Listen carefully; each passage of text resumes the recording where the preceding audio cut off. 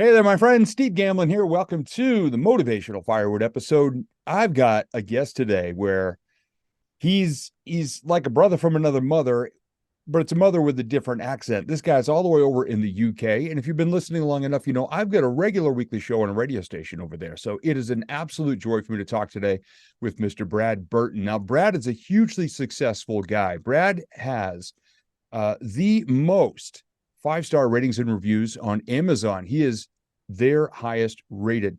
Brad does not come from the royal upbringing. He did not have a gold nugget up his butt when he was born. And he's one of those people that I love to talk with and hear from because he started with nothing and he built something.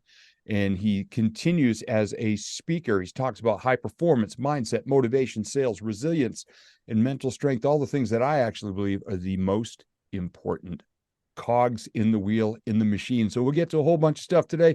Brad Burton, welcome to the Motivational Firewood Radio Show. Stevie, baby. Yes, mate. We are doing it. The special relationship endures. UK, US. Let's go. Yes. 5 hours apart, but you know what? On the same planet, and that's good enough for me. So tell me a little Brad, about where you started. You know, we hear so many of these people that are hugely successful now, and basically they were born into it. But I love the scrappy doers, the dreamers who actually get off their butts and create something.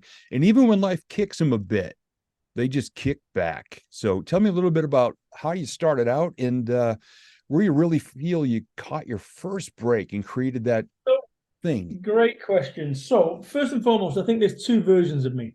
I think there's two versions of everyone. There's a good version and there's a not so good version. The one that sits before you today is the good version. Let me tell you a little bit about the not so good version. I was born in 1973. I'm 50 years old and all look younger, Steve. Thanks. But I was born in 1973. My dad left when I was 6 months old. I left school with no qualifications. Mum brought me up as a single parent. I got addicted to drugs twice. You got to work really hard to get addicted twice. I got shot at when I was 21 years old. I've done 4 years on benefits, social services over in the UK. And I left school with no qualifications and I delivered pizza at 31. So that's one side of me. The other side of me is I'm Brad Burton, the UK's #1 motivational business speaker, the 4-time best-selling author, the founder of 4Network and the UK's largest joined-up business network before the pandemic. Look, the reality is there's two sides of us. And over the last 19 years, I've fought, and it is the biggest fight of your life, as to which version of you that you become. And I now believe that I am the good, better version of me. And where I got my break, I think, was I was working for a company when I was about 30. And I remember working late over in London. I remember driving home one day to my digs. I lived 200 miles away. And I remember driving past the guy going in a house with a BMW or a Mercedes with electric gates. And I thought to myself, I could work 80-hour weeks for this company and I'll still never be able to afford the frigging gates. And it was like, boom. Everything changed for me at that moment when I realized, well, hang about. What's going to change unless I change something? And that was it. I decided to tell my employer, I think 2 days after, to shove the job up the backside. And I think the crucial point was, which we talked about getting off your ass. My first book's called Get Off Your Ass. And that's exactly what I had to do. I had to throw caution to the wind. I had to get rid of the safety net. And I went for it. I started a business. My wife, who's still my wife, and she's downstairs, she cried and said she didn't want me to start a business up. And I had to turn down the volume of those tears and those fears and start a business up, and that's exactly what I did. Wow. And that's one of the things that a lot of people, they say, I had that moment. And then I asked them, so what'd you do about it? And some people just say, well, I didn't know what to do. But I had that moment, Yep. and over here in Hollywood, of course, they glorify everything. And you have that moment where the person in the story is going through the tough times. Now, here's what Hollywood does, because they got to get this whole thing in under 2 hours and 18 minutes. You have that moment, you drive past the gates, and all of a sudden, the clouds part, the angels go, ah, and then the rest of Brad's life is all set. So now you've got the tears, you've got the fears, you've got no job because you told the boss to shove it. And what did you do? I mean, what are the first steps you went through? Because it's so easy to broad brush it and say, Brad went from, zero to hero. No, What no, what no, were the no, early no, days of that like? there's no zero to hero in this, I promise you. So I've been in, so that was 2004, December the 16th, I think, or December the 18th. There you go, December the 18th, 2004. Told my employer to shove the job up their backside, walked out on a point of principle. And I'm telling you something, Steve, it was a wonderfully liberating experience. It really was. For those 3 hours whilst I drove home, I'm married and I've arrived home and I'm outside the door going, shit, shit, shit. And my blood's gone cold. I've opened the door and standing before me was 8.5 stone. Or 75, 56 kilo. There you go for the US. 56 kilo of common sense. My wife says to me, "You're home early, here to look after baby Ben." That's one way to look at it, Kerry. The other way is I've told my employer to shove the job up their arse. What do you think, Steve? My supportive wife said, he said, "You're an idiot. Why couldn't you keep your mouth shut for 5 days and get your Christmas pay?" She had a point. Anyway, I started my own business, my own marketing business. And it was tough. It was tough. But the great thing about getting rid of a safety net is that you have to make things work. There was no plan B. There was no plan B. I had no option. So I set up a marketing firm and I did okay. First year, 35,000 US dollars, roughly. Second year, 70,000 US, something like that. And that was the point when I started on this network and I went, hang about, there has to be a way of networking. Steve, can I ask you, have you ever been to a networking event? I was actually for 10 years part of a networking organization called BNI, Business Network Okay. International. I was a director. I was Okay. all levels. Yeah. So they was our staunch adversaries. That we locked horns with them. I went up against BNI over in the UK, and I looked at the BNI, and in political terms, you had the loony left, where it's quite nice, and everyone's it's all very nice, and talking local mayor, talking about parking provision at the store. And then you had the hardcore right. Where's your leads? Where's your referrals? You have to attend. And I was thinking, where was this mainstream of networking that appealed to people like me, normal people? It never existed. So that's where I came up with the concept of for networking. It was, and this is probably one of the crucial things that I kind of did decision. I looked at networking and said, this can be done better. I got a blank piece of paper and I wrote, how can networking be done better? And at BNI, as you well know, you have to have one-to-ones outside of meetings. And I sit there with you, Steve, for an hour and we talk, we go through, Steve, tell me what an ideal referral is. Steve, if I don't like you and you don't like me, it's going nowhere. And actually, I realized something that if the buyer doesn't like the seller, regardless of the rule set, we ain't going to do business. We might pretend, I'm working on some referrals, but the reality is, I don't like you, you don't like me, it's going nowhere. So I looked at this and went, and I came up with a concept for networking, which was 3 10-minute one-to-one appointments in group time. So everyone did their 40 seconds. That's what we did. 40 seconds is long enough. And the reason I did 40 seconds is for the very reason I went to BNI and at 58, 59, 60, somebody couldn't wait to ding the bell. 58, 59, sit down, ding, ding, ding, ding, ding. Yep. And I'm thinking just bad energy straight away. So by doing it 40, we allowed flex. So I looked at the whole networking. I was almost like a pit boss looking at this thing. So we had 3 10-minute one-to-ones in group time. So everyone did a 40 seconds. Hi, I'm Brad. I'm a marketing genius with this. That goes around the table. And then we break for a coffee after everyone's done the 40 seconds. And then I'd come up to you with a business card and say, Steve, can we have a one-to-one, please? And you say, yes, Brad. Number 1. And I've written number 1 on my card. You've written number 1. We swap cards. And now you've got 2 and 3. So we did that. And then the other thing that I did, which was groundbreaking in the UK, is we allowed you not to join one chapter, but to join the entire network. So when I first started, it was 1 group, then 2 groups. We got up to 250 groups working across the UK. So as a member, you could network morning, afternoon, evening, and so forth. So you could network up to, most I ever did was 13 in a week, just to prove the point. Yeah, 13 for networking meetings in a week. So this was groundbreaking. And I think that was the turning point, is that I landed on something, that, the zeitgeist, the complete antithesis of BNI. And there was a lot of disillusioned people who had been to BNI. We kind of hoovered them up. That's the reality of it.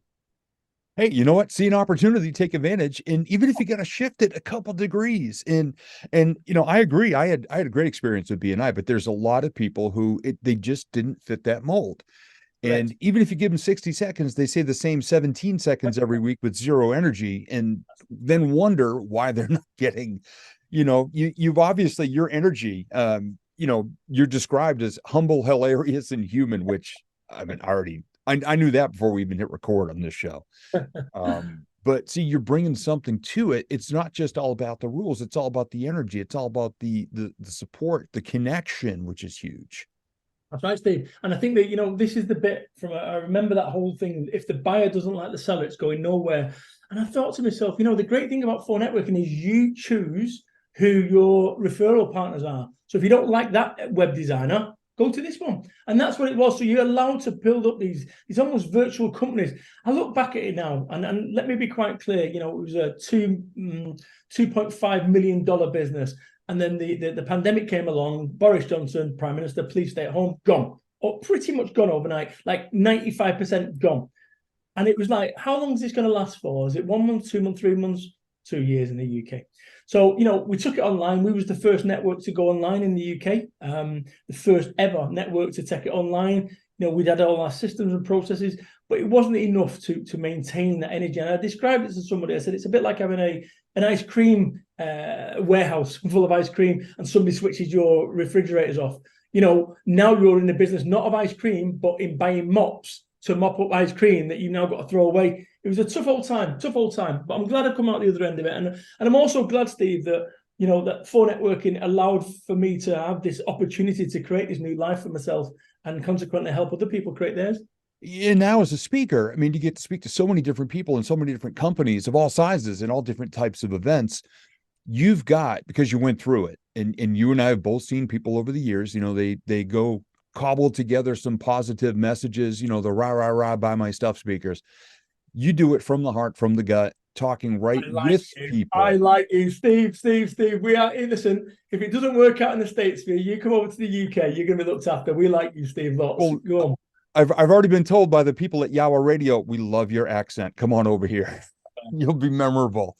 But see, we talk right from the gut. And I always talk about all the dings, dents, and scars I got in my life and all what I used to consider, and because my self-talk was brutal, the dumbest stuff I ever did, the worst decisions I ever made that I used to feel bad about and punish myself for. I go, holy crap, people pay me to tell them those stories now. That's a good thing. We're authentic and genuine. Let me tell you something. A couple of things here. I've got the best methodology for decision making ever. Right. And we want to get to that in a bit. We can do that. It's exceptional, world class, like genuinely. If there was one thing that you said, hey, Brad, you've got 1 minute left on this planet. Can you give me some advice that'll serve me for that? I have the 1 minute ready for, so whenever you're ready for that. A mistake is only a mistake after the event. No one, including me, wakes up and says, I'm going to go and fuck up today. But occasionally I do. And this is the thing, is that there's no correlation between time spent on a decision and it being correct. So consequently, you have to make decisions. And this is what I've got right now. This is my Better Decisions Faster. Now What, which is my 4th book. So I have this and I live by that. And if I'm ever going to make a dumb decision, I do that and say, okay, do you really want to do a dumb decision? And it kind of jolts me and wakes me up.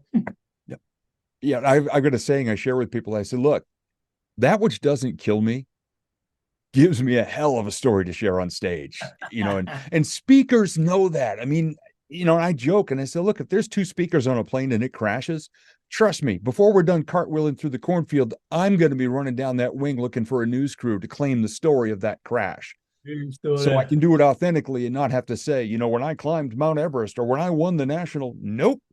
Dave, I think this is the thing with all this, Caper, is that when I speak, I go, I've never climbed Mount Kilimanjaro. I've never been on the Great Wall of China with a Pacamac and a unicycle. I've done none of these things. But what I've done is I've turned my life around. I am a bum from Salford, Manchester, which is a rough town. I'm a bum. No qualifications, addicted to drugs twice, 4 years on benefits, delivered pizza at 31, yet I turned myself around to create a multi-million-pound national organisation. How did I do that? And actually, if I can do it, surely anyone can do it. And that's what I mean, is that, there is got to be a nation of people that self-belief is the thing that holds them back. And if you could take my self-belief and put a USB cable into your head, not yours, Steve, because you're well there, but, for the vast majority of people, this is the thing that is lacking, self-belief. And if you can get that, and when I started my business off, let me be under no illusions, misguided self-belief, misguided self-belief. That's what I started off with, because no common sense, anyone with a brain like my wife,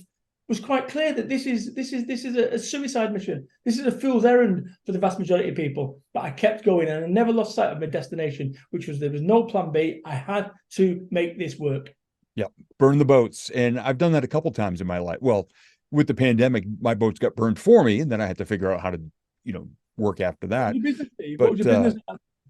well, speaking, and also owned a DJ business, DJing corporate events and weddings for almost 30 years. And all of a sudden, on March 14th, 2020, my agent called and said, "Yeah, everything's been canceled for at least the next 7 months." So, in I wasn't doing virtual events at the time either. So all my speaking schedule all of a sudden gone. So even recently, and the reason I'm saying this is because you and I, we're like a phoenix rising from the ashes of whatever happens to our lives. And one of my stage stories is called "Some Days Your Phoenix Rides a Pogo Stick," meaning you don't just rise out of the ashes once and you're set for life. You fall back in, you make decisions, the world changes. But people Mm. like you and I just keep going back into the ashes, burn our tail feathers off, look back, see a naked bum, and go, well, okay, those are going to grow back nice. But for now, I got to get my ass out of this fire. You know, Do something I look, else.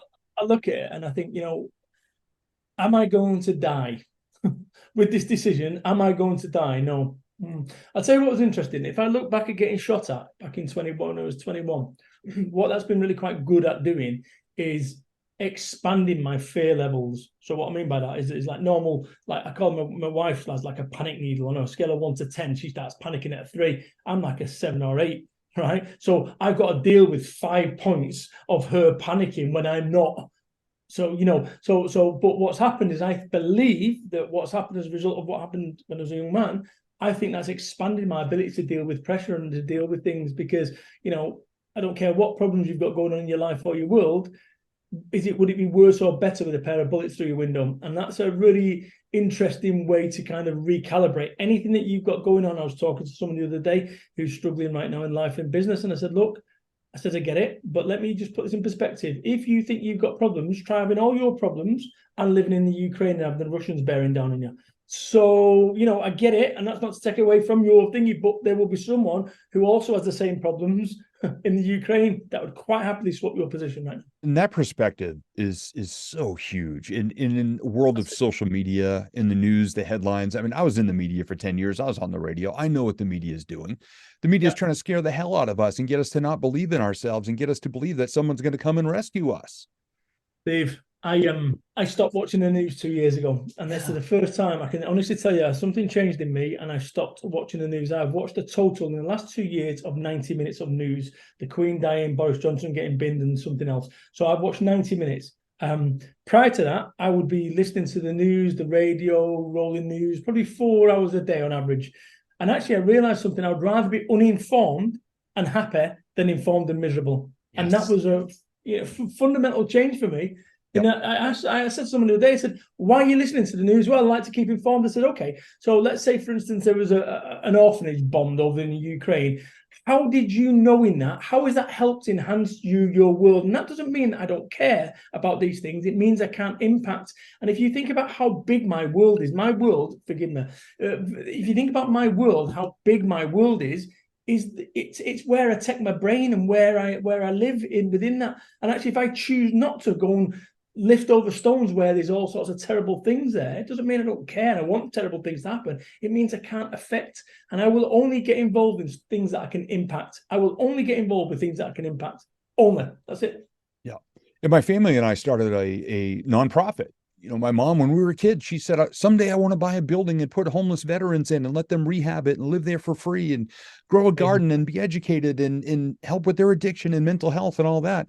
Well, it was a dream when we were kids. Well, about 12 years ago, my mom found a local place, small, tiny place, was actually doing that as well as they could. And we've been helping them ever since. And we started our own little nonprofit kindness mission. It became an official nonprofit 2.5 years ago so that we could ask people for donations, which they've been very generous with. But so many people think they've got to travel halfway around the world to make a difference and, someday and all that. And oh my gosh, I was at this place yesterday I fired up the smoker and the barbecue grill over the weekend. I made them 50 smoked meatballs and 10 jumbo chicken wings. Brought those over yesterday along with little supplies they needed. And they said, oh my gosh, this place never smells better than when you're here. When are you coming back again?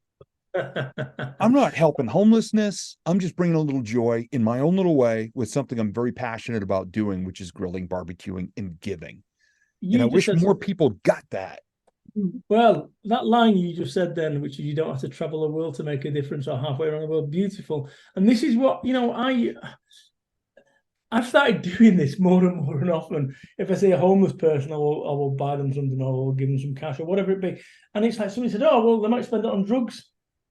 So, and what I mean by that is that's their life and it's their choices. And actually, if you was cold in the streets, then guess what? Maybe you'd spend it on drugs as well. And this is the bit with life is that, anyone I ever come across who's homeless or down on the luck, that could be me, that could be you. That's the reality of it. And it's just decisions or family unit that has allowed me to maintain, because there's been times in my life when I've lost my way. And actually, if it didn't have a strong family unit and people that I could rely on, I might have lost my way, completely lost my way. Yeah. Oh, I could have lost mine easily 20 years ago. I quit my radio career without a full-time job because I just burned out. My first marriage fell apart. And age 35, I was $62,000 in debt and had to move back in with family. Right. And all that changed one afternoon when I had $3 in my pocket and I went and just beat the crap out of a bucket of golf balls at a driving range under power lines, barefoot in the wet grass in a thunderstorm, and dared the lightning to hit me. And the next day, because I'm like, this sucks. Go ahead. I dare you. The next day I was working with a brand new life coach. I was his first client. And he asked, how was your week? And I said, well, here's the stupid thing I did yesterday. And when he stopped laughing, he asked, have you ever thought of being a motivational speaker or a stand-up comedian? I think you'd be great at both. He didn't know that when I was 11 years old, I wanted to be a radio DJ, an author of my own books, a stand-up comedian, and a teacher of people. Wild. Tick, tick, tick, tick, tick. Yep. Lowest point in that moment. And I guarantee, Brad, there are people in your speaking audiences that you get to be the hero for. And I know you and I don't do this to say we're heroes. We do what we love. We do what we're good at. We take our passions and our gifts and we deliver. But I guarantee there's people sitting in the shadows or way in the back row who are like, wow. Let me show you something. I got a message the other day, which is just beautiful. And this is, I get these probably real terms twice a week. Okay. I'm just going to see if it'll open up. There we go. Yep. Wow. I love those. To me are bigger and better than the speaker fees that we get. I get it. I get it. And this is the beautiful thing, is that I'm out there making a difference. And I look at it and I think I'm just a bum. And yet somewhere along the way, I turned my life around. And the first person I had to convince of my brilliance was me. And by convincing myself of brilliance, it allowed me to help other people find their brilliance, to find their better version of themselves. And it's, I don't have a degree in psychology, but anyone who's got a degree has had it made up by someone who's clever. A degree is just made up by someone clever. Well, guess what? I'm making my own degree up. That's the reality of it. I've got my own Brad Burton degree in psychology and pop psychology, but I'm living proof that this is not a fluke. I do that day in, day out with my clients, and when I speak on I've got a really good way of getting to the nub of problems. I don't fuck about. I don't listen to excuses unless people want to say, is that an excuse? And they go, oh, yeah, I suppose it is. Well, that's fine. Do you want to have an excuse or do you want a solution? So, yeah, this has been a really interesting time for me. And I wouldn't change a single thing. If I considered the worst day of my life getting shot at, I wouldn't be talking to you right now. I would never have moved away 200 miles away. I've never met my wife. I've never started a business. There'd be no phone networking. There'd be no, whoa, boom. All because of something so terrible that happened in 1995. Yeah. Yep. And so many people, even now I get asked, because I do coaching, I created a program called Vision Board Mastery, because visualization and vision boards, everybody thinks it's an arts and crafts project. So I dove deep. Everything I did from 2003 to 2010 to put my life back together, I took a lot of notes.